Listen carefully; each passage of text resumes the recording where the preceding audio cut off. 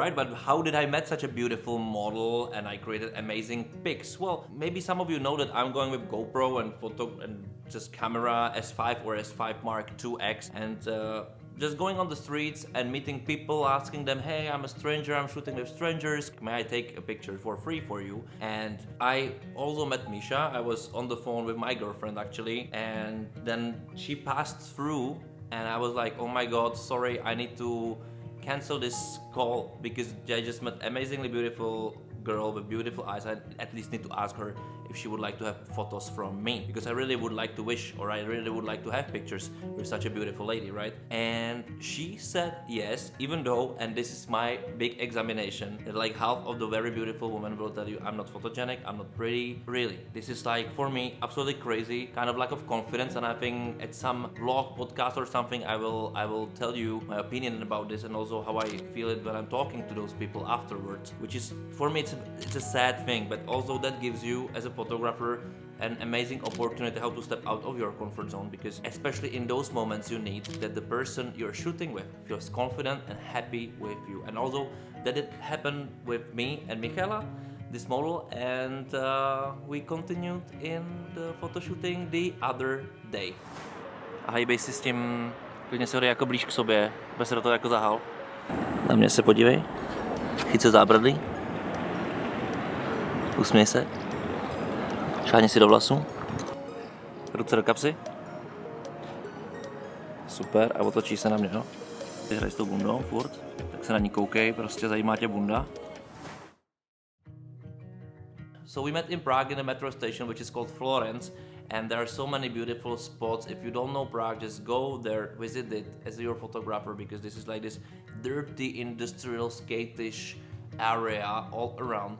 Very bizarre things, amazing backgrounds, backdrops, lights from different angles. You can find this area very amazing from various of daytime, and in this area you can explore many places where you can really photo shoot. I think if I shoot there with 10 people, I will do 50 different environments, or some similar, some I like more, some less, but with everybody you can find a very specific place to photo shoot with. Depends also what they were wearing or what is the mood from them in general. So this is what you can do, and this is what I always try to find out. So this is what we found with Misha, and from the beginning she was a little bit shy, but I went to the action immediately. I asked her like, hi, let's go photo shooting, how are you ready? Of course we had this chit chat conversation, which is very important to maintain with your clients, because really what I think is the most skill is that your clients feel secure with you. You know what you're doing, that you can lead them, that you can take them to the place and also make them feel comfortable. You need them, you know, you need for them to look this way on the pictures, and I believe that if they have this feeling in them, or if they at least fight it, they want to look really good, they will get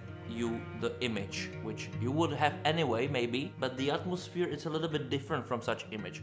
So this is very important, because so many people, of course, from regular people, not models, don't know how to pose, don't know what to do, how the pictures look, and it's very important to give them this vibe of what you want them to do, really directing them.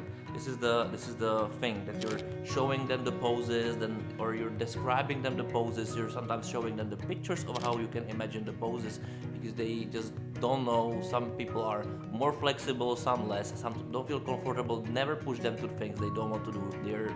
You're not shooting with models, professional, who are, and it's a job for Vogue. You're doing it for yourself, basically, for your portfolio or for your clients to feel good, and by word of mouth recommend you to the other people, which is also very important. This is also one of the things why it's ultra important to deliver the job the best way you can, even though they, for example, won't pay with just TF, whatever, how is this, that you're doing it for free, both sides, to have amazing pictures for a portfolio. Yeah, like it never worth it to do any kind of work where you cannot put 100% into it, because 100% eventually should pay off.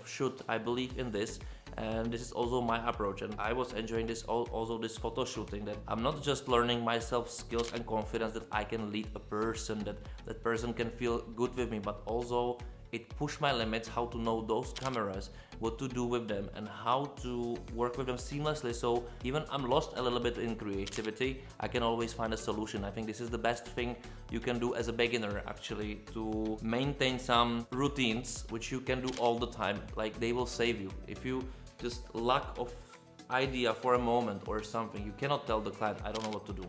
It's rather to say, we are over, we have enough, which is good to say, actually, also to know to say, or just do a little bit of routines, and then they think about details. Okay, they did this already. Oh, I forgot for them to change the hand for a longer time, or legs, or the body shape, you know, or whatsoever. This is very important. I need to think about it twice as much as probably the real professional, and because I'm not working with real models, which automatically are just giving you everything because they already know those routines, it's their skill. The regular people don't know, and you must lead them to do crazy stuff, because as crazier their poses are, the pictures are just looking simply better. And it's kind of easy to say like this, but you need to go through experience to talk, say, and also giving them the courage. You must be very open. You must talk to them the way that what you really like, directive, but also be happy and funny and showing them the result constantly.